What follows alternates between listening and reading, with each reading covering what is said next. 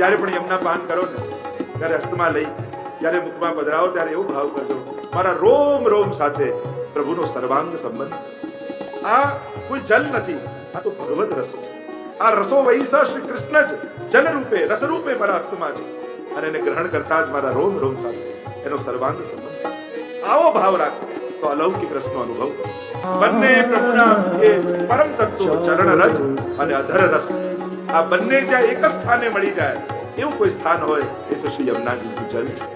ત્યાં રજ પણ છે, સ્ફુરદ અમંત રેણુ કટામ, જલ કરતા રજ પણ છે, તો પ્રભુનો અધર રસ પણ છે, ભગવદ રસ છે, જે શ્રમજલ દ્વારા પ્રગટ થઈ નિત્ય આજે પણ ઠાકોરજી યમુનાજીમાં પધરાવે છે.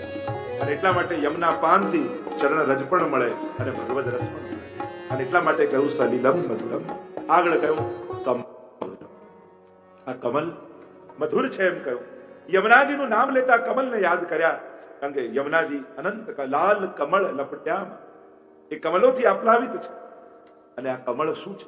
જો આપણે ત્યાં તો અનેક ભાવ પ્રભુ સંબંધી વિચાર કરીએ તો દેખે એક 10 કમલ કઠોર યા 20 કમલ, કેટલા પદો પણ આપણને મળે કે પ્રભુના શ્રીઅંગમાં 10 કમલ બિરાજમાન અને 10 કમલનું દર્શન બે એવા દેખે 60 કમલ કઠોર, એવા પણ પદ અનેક પ્રકારના દષ્ટકૂટ પદો જે કહીએ છે કે જે ગૂઢ ભાવાત્મક પદો છે એવા પણ ઉપલબ્ધ આપણે ત્યાં છે. એ કમળની વિશેષ પ્રકારની મહિમા આપણે ત્યાં ગવાય છે. પણ અહીંયા યમુનાજી સંબંધની ચર્ચા થઈ રહી છે તો મને ગુસાઈજીની અષ્ટપદી યાદ આવે કે આ કમળ છે શું યમુનાજી? નમો દેવી યમુને નમો દેવી. અને યમુનાજીના ગુણગાન કરતા ગુસાઈજી આગળ વર્ણન કરે કે આ કમળ છે શું? યમુના અષ્ટપદી અદ્ભુત છે. આજે પણ એ સખી રૂપ યમુનાજીની કૃપાનો અહેસાસ કરવો હોય તો નિત્ય વૈષ્ણવે યમુના અષ્ટપદીનો પાઠ કરવો. વાર્તા સાહિત્ય પ્રસંગ કહે છે કે ભગવતી જીવ એનો નિયમ યમુના અષ્ટપદી ગુસાઈજીએ સમજાઈ ગયું. આ સાધારણ કોઈ નદી નથી, આ તો ઠાકોરજીની ચતુર્વિદ્યા છે. પરીક્ષા કરી ગુસાઈજીના બાળકોએ યમુનાજીમાં ક્યારે પગ ન મૂકતા, નાવમાં બેસાડી બેટ પર મૂકીને નાવ લઈ આવે. એવો તાપ થયો. યમુના અષ્ટપદી ગાઈ અને કહેવાય છે કે યમુનાજીમાં કમળો ખીલવા લાગ્યા અને આખો માર્ગ છે કિનારા સુધી થઈ ગયો. અને વૈષ્ણવ કમળ ઉપર પગ મૂકતા મૂકતા પાર ઉતર્યા, પણ યમુનાજીમાં ચરણ ન પધરાવ્યા. અલૌકિક સ્વરૂપનું ભાન થયું. અરે આ શું છે યમુનાજીના કમળો? કમલમ મધુરમ.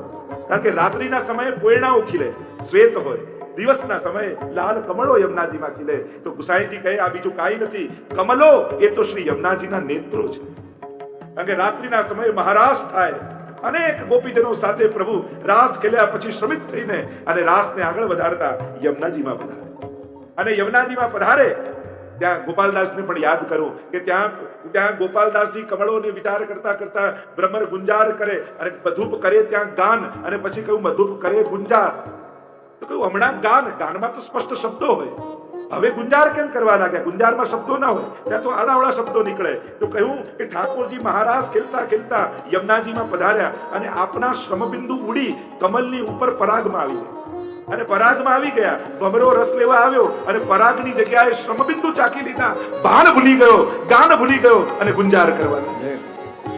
અહીંયા કોયણા ખીલ્યા છે એટલે શેના માટે યમુનાજીમાં ખીલ્યા છે?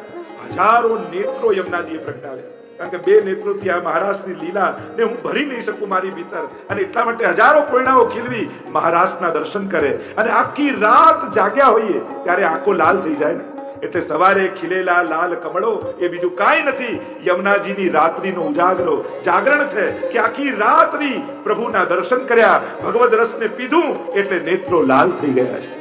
કમલમ મધુરમ. આ કમલ મધુર છે કારણ કે કમલમાં મધુરતા શું હોય? પણ કમલની મધુરતા આ રસ દર્શનને કારણે છે. બે કારણથી રસ મળ્યું. એક તો નેત્રરૂપ કમળ ખીલ્યા છે એટલે નેત્રો દ્વારા પાન કર્યું, અને પ્રભુ સ્નાન કરવા પધાર્યા એ શ્રમબિંદુઓ શ્રી કમળમાં ત્યારે પધરાવ્યા ઠાકોરજીએ, અને એમાં આવ્યા ત્યારે કમલો પણ રસમય થઈ ગયા. અને એટલા માટે રસમત બનેલા ભ્રમરો પણ ગાન કરવાનું ભૂલી અને ગુંજાર કરવા લાગ્યા. એવા અનેક પ્રકારના ભાવ. અને એટલા માટે ભગવતીઓએ તે પણ કહ્યું કમલમ મધુરમ. વિધના શ્રી યમુનાજીના હાથમાં કમળનું ફૂલ અને અવિદ્રા એ જ પુષ્ટિ માર્ગનું મૂળ એમ કહ્યું. કે જેમ ચરણ કમલની ભાવના બતાવતા કહ્યું કે આ કમલ જેમ સૃષ્ટિના સર્જનમાં સર્વપ્રથમ કોઈ પુષ્પ હોય તો કમલ છે ને. ભગવાનના નાભીમાંથી કમલ ખીલે, એમાંથી પછી બ્રહ્માજીના આખી સૃષ્ટિનું સર્જન થાય. પણ પુષ્ટિ સૃષ્ટિના સર્જન માટે કોઈ બ્રહ્માજીની જરૂર નથી. આ પુષ્ટિ સૃષ્ટિનું સર્જન તો ઈચ્છા માત્ર એને મનસા ને કહ્યું પુષ્ટિ કાયેન નિશ્ચય, જે પુષ્ટિ પ્રવાહ મર્યાદા ભેદમાં મહાપ્રભુજી સમજાવે. આ સૃષ્ટિ તો પ્રભુના શ્રીઅંગમાંથી જ સૃષ્ટિ પ્રગટ થઈ. ઠાકોરજીના મુખારવિંદમાંથી સ્વામીજી, સ્વામીજીના મુખારવિંદમાંથી ચંદ્રાવલીજી, ચંદ્રાવલીજીના મુખારવિંદમાંથી લલિતાજી, અને એ રીતે સકલ ગોપીજનો પ્રગટ થયા છે. અને એટલા માટે આ સૃષ્ટિ કોઈ બ્રહ્માજીમાંથી પ્રગટ થઈ કે એમણે સર્જન કરી, એ સૃષ્ટિ આ નથી. આ લીલાત્મક સૃષ્ટિ છે, જુદી છે. તસ્માત જીવાહ ભિન્નાહ, એ મહાપ્રભુજી કહે આ જીવો જુદા છે. આ પેલા સાધારણ સૃષ્ટિ સર્જનના જીવો નથી. અને એટલા માટે યમુનાજી કમળનું ફૂલ એ વિધના પુષ્ટિ માર્ગનું મૂળ એમ કહ્યું. આ કયું કમળ યમુનાજીના હસ્તમાં છે? આ કમલમ મધુરમ શું છે? તો કે આ સ્વામીજીના ચરણમાં, શ્રી વલ્લભના ચરણમાં જે ચિહ્ન છે કમળનું, એ છે. અને એમાંથી સમગ્ર પુષ્ટિ સૃષ્ટિનો, આ કમલ કયું છે? વ્રજ કમલ છે. આપણે તો જેમ સૃષ્ટિનું સર્જન બ્રહ્માજીમાંથી થાય છે, એમ આપણી પુષ્ટિ સૃષ્ટિ, લીલાત્મક સૃષ્ટિનું સર્જન એ સ્વામીજીના ચરણમાં રહેલા કમળ, એ વ્રજ કમલમાંથી સમગ્ર સૃષ્ટિનું સર્જન. આ લીલાત્મક સૃષ્ટિ, આનંદાત્મક સૃષ્ટિ, રસાત્મક સૃષ્ટિનું સર્જન. અને એટલા માટે યમુનાજી હાથમાં કમળ લઈને બતાવે છે કે તમે આ કમળનો આશ્રય કરશો તો આ લીલાને પામશો. એ કયું કમળ? તો કે શ્રી મહાપ્રભુજીના ચરણારવિંદમાં જે કમલ છે ને, એ કમલનો આશ્રય કરો. અને એટલા માટે જેમ કોઈ ધ્વજા લઈને ફરે અને કહે કે આ ધ્વજા એટલે આનું શરણું લો, આના શરણે આવો તો તમે પ્રાપ્ત થશો, એમ જ શ્રી વલ્લભના ચરણ કમલ અને એની ધ્વજા લઈને, એ કમલ લઈને શ્રી યમુનાજી દર્શન કરાવે. એટલા માટે કહ્યું કમલમ મધુરમ. એ રીતે અનેક પ્રકારનો પંકજ નાભાય, એ રીતે પણ સ્તુતિમાં પણ શ્રી ઠાકોરજીના કમલની અનેક પ્રકારની ઉપમાઓ દ્વારા એનું પણ ગાન કરવામાં આવ્યું છે. વ્રજ પણ કમલાકાર છે. અને શ્રીનાથજીના હસ્તમાં, શ્રી મહાપ્રભુજીના હસ્તમાં, શ્રી યમુનાજીના હસ્તમાં, ત્રણેયના હસ્તમાં શ્રી કમલ વિરાજમાન છે. એટલે કેવું કમલમ મધુરમ. અને આગળ ગાન કરતા શ્રી મહાપ્રભુજીની સાથે રસ દર્શન કરીએ. ગોપી મધુરા, ગોપીઓ મધુર છે અને મધુરતા યમુનાથી છે. માધુર્યનું દાન જેને કર્યું છે એ જ ગોપીજનો છે. અને જેનાથી પ્રભુ પોતાના માધુર્યનો આસ્વાદ કરે છે, એ આધાર પણ ગોપી છે. એટલે કહું ગોપી મધુરા. ગોપી ઇન્દ્રિયૈ કૃષ્ણ સપિબતી ઇતિ ગોપી. જેના સમસ્ત ઇન્દ્રિયો કેવલ કૃષ્ણ રસનું પાન કરે છે, એ જ ગોપી છે. અને એટલા માટે આપણે ત્યાં અનેક શબ્દોના પ્રયોગ કર્યા છે કે ગોપી, સખી, સહચરી, પ્રિયા, દાસી, અનેક પ્રકારના શબ્દો આપણા કીર્તન સાહિત્યમાં આપણને મળે. એ જ ગોપીજનો. એમ તો મુખ્ય ભેદ તમે જોવા જાઓ તો ત્યાં મહાપ્રભુજી સમજાવે સ્વકીયા ગોપીજનો, પરકીયા ગોપીજનો. ત્યાં ચાર યુથની ભાવ આપણે ત્યાં ગોપીજનો, આ બધા ગોપીજનોમાં જ આવે. ચારેય યુથ જે કહીએ છીએ, નિત્ય સિદ્ધા, શ્રુતિ રૂપા, ઋષિ રૂપા, કુમારિકા, એનો પણ જુદો જુદો ભાવ આપણે ત્યાં કહ્યો. યા પછી જે સુબોધનીજીમાં મહાપ્રભુજીના શબ્દોમાં કહું, અન્ય પૂર્વા, અનન્ય પૂર્વા, સ્વકીયા ગોપીજનો, પરકીયા ગોપીજનો.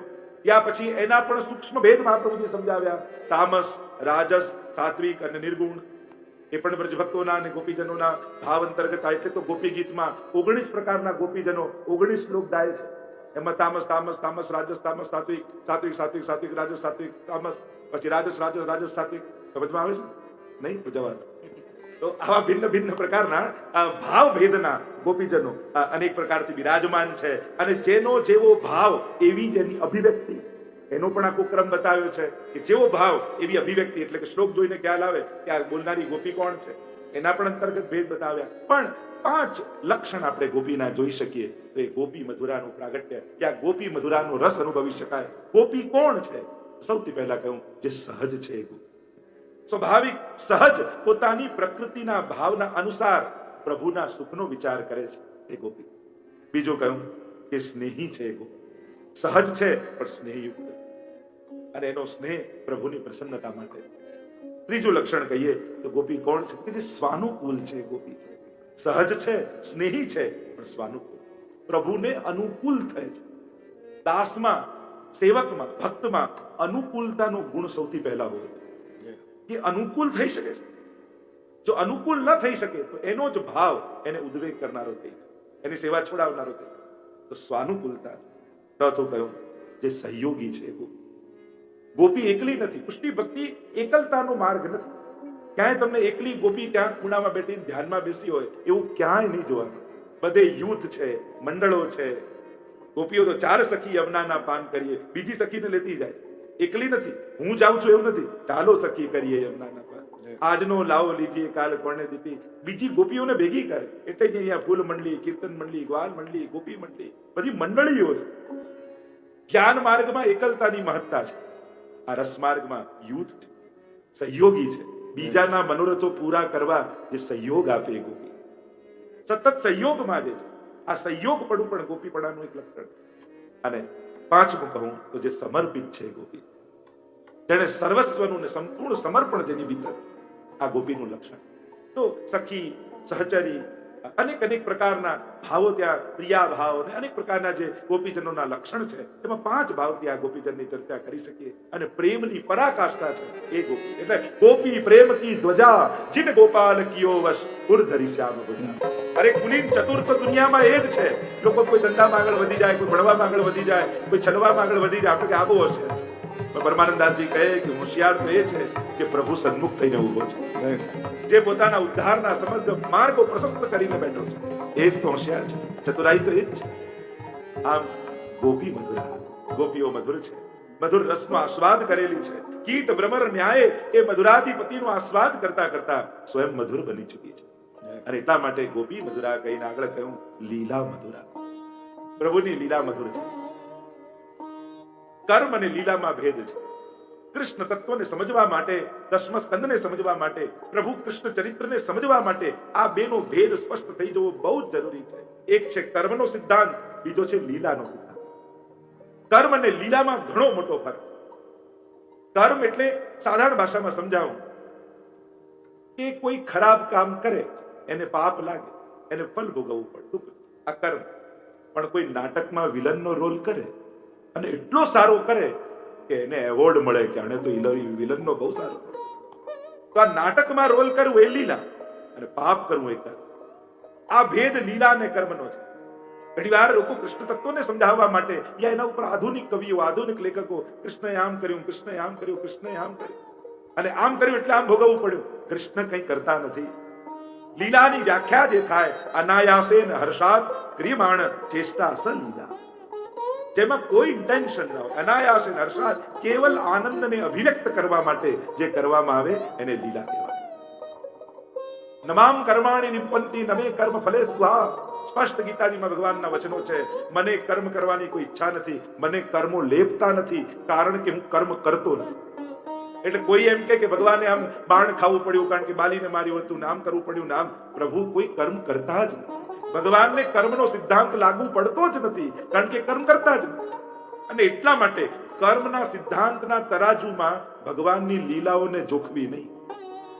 કર્મના સિદ્ધાંતોના ચશ્મા પહેરીને ઠાકોરજીની લીલાઓને જોવી નહીં, કારણ કે એમાં ખોટા પડશો. એ કર્મ નથી, એ લીલા છે. અને એટલા માટે જ તો આપણે ગાઈએ છીએ. જેમ ઘણી વાર કોઈ ચોરી કરતો હોય ને એના મોઢા પર તું ચોર છું, તો એની સ્તુતિ કહેવાય કે નિંદા કહેવાય? નિંદા કહેવાય. અને ઠાકોરજી પાસે જઈને બોલો માખન કે ચોરૈયા કી જય, અને ઠાકોરજી રાજી થાય, વૈષ્ણવ રાજી થાય. ભાઈ કે આજે તો બહુ ભજન ગાતા, બહુ ગુણગાન કરે. ચોર ચોર કહીને આયા, ગુણગાન કરીને આયા. કોઈ લડતો લડતો ભાગી જાય, કામ છોડીને, લડાઈ છોડીને, આપણે આ તો સાવ ભાગેડું છે, તો એની સ્તુતિ કહેવાય કે નિંદા કહેવાય? નિંદા કહેવાય. બોલો રણ છોડ ભગવાન કી જય, બોલો રણ છોડ રાય કી જય. આ તમે ગુણગાન કર્યા કહેવાય કે નિંદા કરી કહેવાય? કોઈને રણછોડ કહો કા છોડીને ભાગી ગયો. કોઈ કાળો હોય અને એના મોઢા પર તું તો કાળિયો છું, બોલો શ્યામ સુંદર ભગવાન કી જય, બોલો કાળિયા ઠાકર કી જય. આ ગુણગાન કહેવાય કે નિંદા કહેવાય? કાળા મોઢા પર કાળો કહેવાય? તો તમે તો કહો છો કે આ ગુણગાન છે. હા, ચોરી કરવું કર્મ હોત તો એ પાપ કહેવાય, પણ લીલા છે એટલે ગુણગાન છે. રણ છોડીને ભાગવું કર્મ હોત ભગવાનનું, એ નિંદનીય છે, એ નિંદનીય કર્મ, એની નિંદા જ કહેવાય. પણ આ એની લીલા છે, એટલા માટે ગુણગાન છે. એ વિલન છે નહીં, એને વિલનનો બહુ સારો રોલ કર્યો છે, એટલે એને એવોર્ડ મળે છે. કર્મ અને લીલાનો ભેદ સમજાશે ત્યારે જ કૃષ્ણ ચરિત્રને સાચો ને પૂરો ન્યાય આપી. એને કર્મના તરાજુ, એ કર્મના ચશ્માએ ભગવાનના કોઈ ચરિત્રને ન જુઓ, કારણ કે કર્મ રૂપે જોશો તો ભગવાનમાં દોષારોપણ કરશો, ભગવાનના દોષ જોશો. આ તો લીલા છે, ખેલી રહ્યા છે. કોઈ રાજાનો રોલ કરે એ રાજા થઈને પણ રાજાનો રોલ કરે. એ જ બહુ સુખી મોટો એક્ટર ફર્સ્ટ નંબરનો અને ભિખારીનો રોલ એટલો સારો કરે કે એના લોકો પ્રશંસા કરે, કેવો સારો ભિખારી. પણ એ તો રાજા છે, એ તો આટલો કરોડપતિ છે, ભિખારીનો રોલ કર્યો. લોકવત્તુ લીલા કૈવલ્યમ. પ્રભુ જ્યારે કોઈ પણ લીલા કરે ત્યારે પૂરેપૂરો એનો ન્યાય આપે. પણ એની લીલા છે, એનું કર્મ નથી. તો કર્મ નિંદનીય હોઈ શકે, લીલા તો આનંદાત્મક હોય છે. આનંદસ્ય હરેર લીલા. પણ લીલા મધુરા, અહીંયા તો મધુરા લીલાની વાત. એમ તો ભાગવતજીમાં દશવિધ લીલાઓનું વર્ણન છે. અત્ર સર્ગો વિસર્ગશ્ચ સ્થાનમ પોષણમૂતય મનવંતરેશાનુ કથા નિરોધો મુક્તિરાશ્રય. ત્રીજા સ્કંદથી લઈ 12મા સ્કંદ સુધી સર્ગ વિસર્ગ આદિ કરતા કરતા દશમ સ્કંદમાં નિરોધ લીલા અને 12મા સ્કંદમાં આશ્રય લીલા. તો દશમ સ્કંદની લીલા એ નિરોધ લીલા છે, એટલે કહ્યું લીલા મધુરા. આપની પ્રત્યેક લીલાઓ, કારણ કે આનંદ રૂપ પરમાત્મા છે એટલે એનું નામ રૂપ અને એની લીલાઓ પણ આનંદાત્મક જ છે. પ્રભુ આનંદનું દાન કરવા જ આ બધી લીલાઓ કરે. જો ન કરી હોત અને પ્રગટ રૂપે હોત ત્યારે તો બધાને સુખ મળે. પણ જ્યારે પ્રભુ અનવતાર લીલા થતી હોય, અત્યારે પ્રભુ અવતાર કાળ નથી ચાલતો, તો એ પ્રભુએ આ લીલાઓ કરી. એ અનવતાર કાળમાં પણ આપણને આનંદનું દાન કરે છે. આ લીલાઓ જેના ગુણગાન આપણે કરી અને પ્રભુના એ આનંદનો અનુભવ કરી શકીએ. અને એટલા માટે પ્રભુ આ લીલાઓ પ્રગટ કરે છે. પણ આ પ્રભુની રસમય લીલાઓ એ તો ભક્તોના હૃદયમાં વિરાજે. સુખદેવજી પણ બધી નથી ગાઈ શક્યા જે મહાપ્રભુજીની કૃપાથી અષ્ટ સખાઓના હૃદયમાં વસે છે. પરમાનંદાસજીના ઘરે મહાપ્રભુજી પધાર્યા, કન્નોજમાં પધાર્યા. પરમાનંદાસજીના ઘરે મુકામ છે, ગાદી તકિયા ઉપર મહાપ્રભુજી બિરાજ્યા છે. અને પરમાનંદાસજીને આજ્ઞા કરી કે પરમાનંદાસ હજુ પદ ગાઓ. અને ત્યારે પરમાનંદાસજીએ ગાયું, હરી તેરી લીલા કી સુધી હાલ. લીલા મધુરાના દર્શન કરતા મહાપ્રભુજીને સ્મરણ થયું, યુક્તમ મધુરમ. જોડાઈને બેઠા છે, યુક્ત છે. ઠાકોરજી અને સ્વામીજી બંને એ રીતે માનો બિરાજેલા છે કે કોઈ એક કહે શ્યામ વાદળની વચ્ચે વીજળીનો ચમકારો થતો હોય એમ ઘનશ્યામ એવા પ્રભુની વચ્ચે આ શ્વેત પીત વર્ણ સ્વામીજી ચળકી રહ્યા છે. યુક્તમ, જોડાયેલા છે. બેઠે હરિરાજ સંગ કુંજ ભવન. એવા તો અનેક વિવિધ પ્રકારના કીર્તનો, બે દેખન કુંજ કુટીરને બંને યુગલ સ્વરૂપ બિરાજ્યા હોય એવા અનેક પદો સાહિત્યમાં હમણાં આપણી પાસે એટલો સમય નથી. પણ યુક્તમ મધુરમ, યુગલ સ્વરૂપની ભાવના આપણે ત્યાં છે. અને એટલા માટે તમારે ત્યાં ખાલી ઠાકોરજી શ્રીનાથજીનું સ્વરૂપ બિરાજતું હોય તો કેવલ શ્રીનાથજી ન માનતા, આપણે ત્યાં તો યુગલ સ્વરૂપ છે. ચોટી ધરો છો, કુંડળ આદિ ધરો છો, અને આ બધા સ્વામીજીના જ છે. એટલે કોઈને ત્યાં પુષ્ટિ માર્ગમાં એકલા ઠાકોરજી નથી. દરેકને ત્યાં યુગલ સ્વરૂપ એક થઈને બિરાજે છે. એક નથી પણ એક થઈને બિરાજે. એ ઠાકોરજી અને સ્વામીજી બંને રૂપે બિરાજે.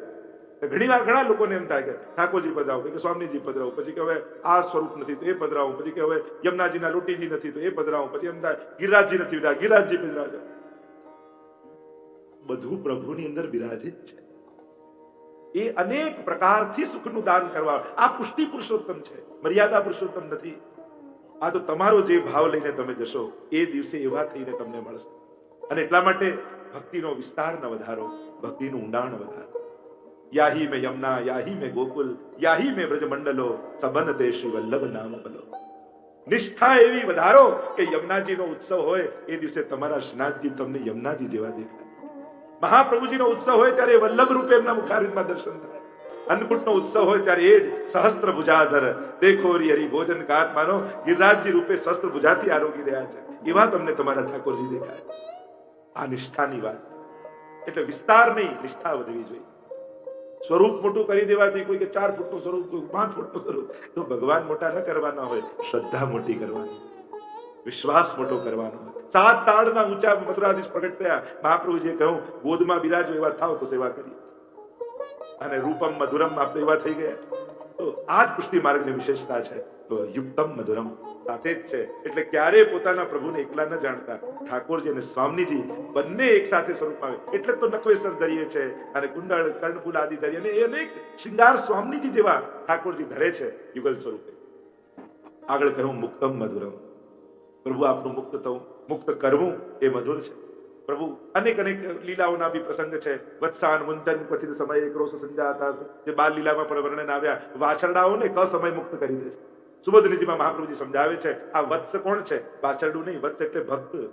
અને ક સમય મુક્ત થવા એટલે હજી પાપ અને પુણ્યના હિસાબ બાકી છે. એ પહેલા જ કૃપાળુ પરમાત્મા કૃપા બળે એ જીવને મુક્ત કરી દે. મુક્તમ મધુરમ.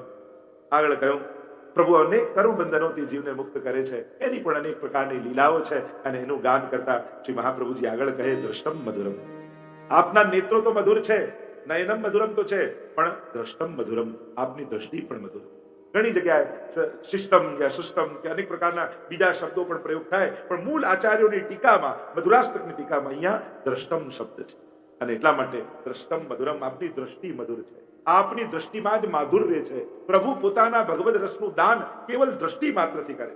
અને પ્રેંક પર્યંક શયનમ આદિ પદોમાં સુંદર વર્ણન ગુસાઈજીએ લખ્યા છે. અને એમાં સુંદર વર્ણન આવે છે કે પલ્લામાં ઝૂલતા ઝૂલતા ઠાકોરજી અનેક ભાવવાળા ભક્તો દર્શન કરવા આવ્યા છે. અને ઠાકોરજી પલ્લામાં ઝૂલતા ઝૂલતા એમના ઉપર દ્રષ્ટિ કરીને જેનો જેવો ભાવ છે એવા રસનો અનુભવ કરાવે. એટલે પ્રભુ નટવર છે, અને નટવત અને વરવત, રસ સહિત અને કેવલ. એક છે પ્રભુ પ્રગટ થઈ સાક્ષાત ત્યાં આવી અને રસનું દાન કરી જાય પોતે, અને બીજું એ કેવલ એટલે કે રસ નાટ્ય દ્વારા પ્રભુ અમુક ક્રિયાઓ એવી કરે, એવું નાટક, એવું એક્શન કરે, કેવલ એ એક્શનથી, કેવલ એ દ્રષ્ટિથી એને એ રસનો અનુભવ થઈ. એમ બંને પ્રકારથી પ્રભુને કહ્યા છે, નટવત અને વરવત, રસ સહિત અને કેવલ.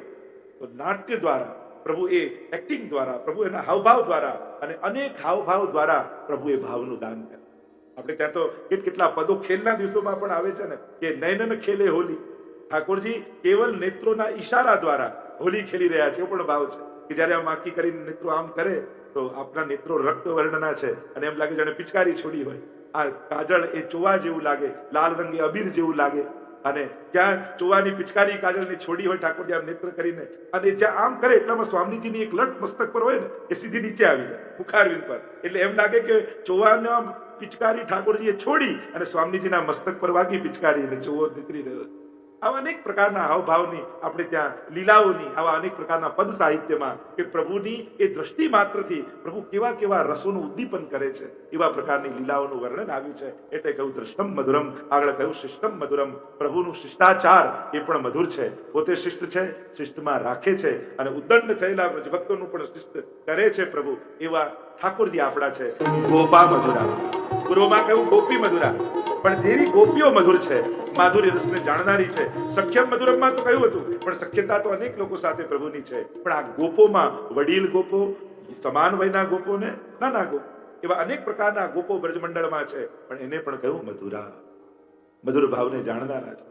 બહિરંગ અને અંતરંગ ગોપ, એની પણ વાત છે જે વેદ રૂપમાં, વેદમાં છે રુચા અને મંત્ર, એ બંને ભાવવાળા, જે ગાયોની સેવા કરવા વાળા, રક્ષા કરવા વાળા, અને ગોપીજનોને મનોરથોને પૂર્ણ કરવામાં સહાયક એવા ગોપો પણ છે. એટલે બંને પ્રકારના ગોપોનો ભાવ અહીંયા બતાવ્યો. એટલે કહ્યું ગોપા મધુરા. પ્રભુ જયારે ગાયો ચરાવવા પધારે, માખણ ચોરી કરવા પધારે, દાનાદિક લીલા કરવા પધારે, ત્યારે આ ગોપોનો પૂરો સાથ ઠાકોરજીને લીલામાં સહાયક છે. અને લીલામાં સહાયક હોવાને કારણે માધુર્ય ભાવને એ પણ જાણનારા. એટલે કહ્યું ગોપા મધુરા. આગળ કહ્યું ગાવો મધુરા. પ્રભુની ગાયો પણ મધુર છે. પ્રભુ મધુર છે, પ્રભુ રસમય છે, તો પ્રભુની લીલા સામગ્રી પણ મધુર છે, રસમય છે. ગાવો પણ માધુર્ય ભાવને જાણનારા છે, કારણ કે એમણે પણ સુધાને પીધી છે. વેણુ ગીતમાં જેમ જયારે પ્રભુ વેણુનાદ કરે છે, ત્યારે સુખદેવજી ગોપીજનો ગાતા કહે છે, કાવશ્ચ કૃષ્ણ મુખ નિર્ગત વેણુ ગીત પિયુષ મુક્ત ભીત કર્ણ પુટૈ પિબંત્ય શાવાહા સ્મૃત સ્તન પય કવલા સ્મૃતસ્તુ ગોવિંદમાત્મનિ દશાશ્રુ કલાસ્મૃતસ્ય. કે ગાયો જ્યારે પ્રભુ વેણુનાદ દ્વારા વેણુ સુધાને વહાવી રહ્યા છે, પોતાની સુધાને વહાવી રહ્યા છે, એ સમયે આ ગાયો પોતાના કર્ણ પુટૈહી ઊંચા કરી કરી દૂના બનાવી એ રસને પીએ છે. અને કર્ણ દ્વારા પાન કરી પોતાના રોમ રોમમાં વહાવી લે, અને રોમ રોમમાં વહાવે છે એટલે છેક દૂધ સુધી, આંચલ સુધી એ માધુર્ય. તો કાન દ્વારા ગાયે તો પીધું, પણ એ સુધા જ્યારે અંતઃકરણમાં સમાય નહીં, ત્યારે પ્રેમનું રૂપ ધારણ કરી પય બનીને વહેવા લાગી. અને શાવાહા વાછરડાઓ એ દૂધ પીતા પીતા પ્રભુની સુધા પી તો ગયા, પણ ન ઉગળી શક્યા, ન નીકળી શક્યા. મોઢામાં દૂધ પીતો લીધું, પણ દેભાન ભૂલાઈ ગયું. સુધા ગઈ ને મુખમાં, ભગવત સુધા ગઈ. એ માધુર્યનું પાન કર્યું, સ્તબ્ધ થઈ ગયા, સમજ ન પડી કે અમે આ શું પી લીધું. અને કવલાહા એ કોળિયો મોઢામાં જ રહી ગયો, અને ટગર ટગર ટગર કાન ઊંચા કરી પ્રભુની સુધાના પાન કરવા. એટલે કહ્યું ગાવો મધુરા. આ ગાવો પણ મધુર છે. તેર કરત સુરભી સમુદાયી, કારી પીરી ધોરી આઈ, કાજર ઘુમર ઓર મજીઠી, સબ ગુણ પૂરન સબે અનૂઠી. નિત્ય લીલામાં હરિરાયજી કહે છે ટેર કરત સુરભી સમુદાય. જ્યારે ઠાકોરજી ટેર કરે ને, હરિ કાજલ, હરિ ઘુમર, અને એક એક ગાયોના નામ લઈને પ્રભુ જ્યારે ટેર કરે, અને ટેર કરતાની સાથે ગાયોના કાન ઊંચા થઈ જાય. પ્રભુ બોલાવે છે, દોડતી ભાગતી પ્રભુ જે કદંબના વૃક્ષ ઉપર ચડી પેણું નાદ કરતા હોય એને ચારે બાજુથી ઘેરી. કેવી ગાયો છે! કહ્યું કાજર ઘુમર કારી પીરી દોરી આઈ, અરે કાજર ઘુમર ઓર મજીઠી. જુદા જુદા ના, કોઈ કાજલ લગાડી હોય નાકમાં એવી ગાય છે, એનું નામ કાજલ રાખે. કોઈ ઘુમર ગાય છે, કોઈ મજીઠી લાલ જેવા રંગની આદિ છે, કોઈ શ્વેત રંગની છે. એમ જુદા જુદા નામ ગાયોના રાખ્યા છે. અને પ્રભુ અવાજ કરે એટલે બધી દોડતી દોડતી આવે. પણ કેવી છે ગાય? હરિરાયજી એક વાક્યમાં કહ્યું, સબ ગુણ પૂરન પર સબે અનૂઠી. પ્રભુની ગાયો પણ સાધારણ નથી, સબ ગુણ પૂરન. સબે એક ભગવદીના અંદર જેટલા ગુણો હોય એવા બધા ગુણો આ ગાયની અંદર છે. એ ગાયમાં જેટલા ગુણો હોય સર્વ ગુણ છે.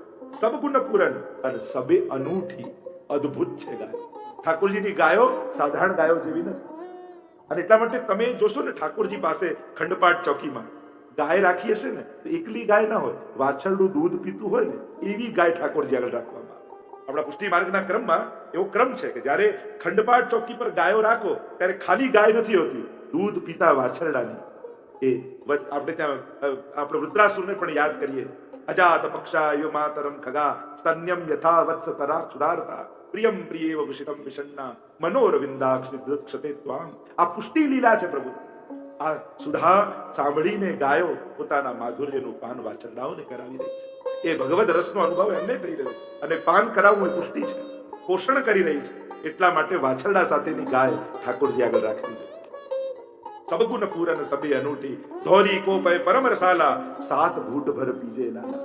આ માધુર્યનું પાન કરીને આવ્યા ને એટલે નિત્ય લીલામાં હરિરાયજી લખ્યું કે ધોરી કો, ધોરી ગાય પ્રભુની અતિ પ્રિય, એકદમ શ્વેત રંગની ઊંચી ગાય, સોનાના શીંગડા, ગળામાં બાંધેલી સોનાની ઘંટડી, ઉપર પ્રભુએ પોતાના કુમકુમાળા હાથથી થાપાઓ લગાવ્યા છે, મોરપીંછ બાંધ્યા છે એના મસ્તક પર. અને એવી ઊંચી ઊંચી આ ધોરી ગાય નંદ બાબાની ગૌશાળાની પ્રભુની અતિ પ્રિય ગાય છે. અને પ્રભુ એની જ દૂધ આરોગે છે. એટલે હરિરાયજી કહ્યું, ધોરી કો પય પરમ રસાલા. દૂધ તો મિષ્ટ હોય, દૂધ મીઠું છે એમ કહેવાય, રસાલ છે એવું કહેવાય. આ રસાલ છે કારણ પ્રભુની વેણુ સુધાનું એને પાન કરેલું છે એટલે રસાલ. એટલે માટે જ્યારે સ્વામીજી સિદ્ધ કરી પ્રભુને આરોગ આવે છે ત્યારે એક કટોરામાં રહેલું દૂધ ઠાકોરજી 7 ઘૂંટ ભર પીજે લાલા. 7 ઘૂંટ ભરીને પીએ. અને આચાર્યોએ વ્યાખ્યા કરી આ 7 ઘૂંટ એ પ્રેમની 7 અવસ્થા છે. પ્રેમ, આસક્તિ, વ્યસન, આવેશ, પ્રવેશ, ત્રપા અને મૂર્છા, આ 7 પ્રકારની અવસ્થાનું દાન આ રસાલ દૂધ પી અને ઠાકોરજીએ ભગવદી જીવને કરે.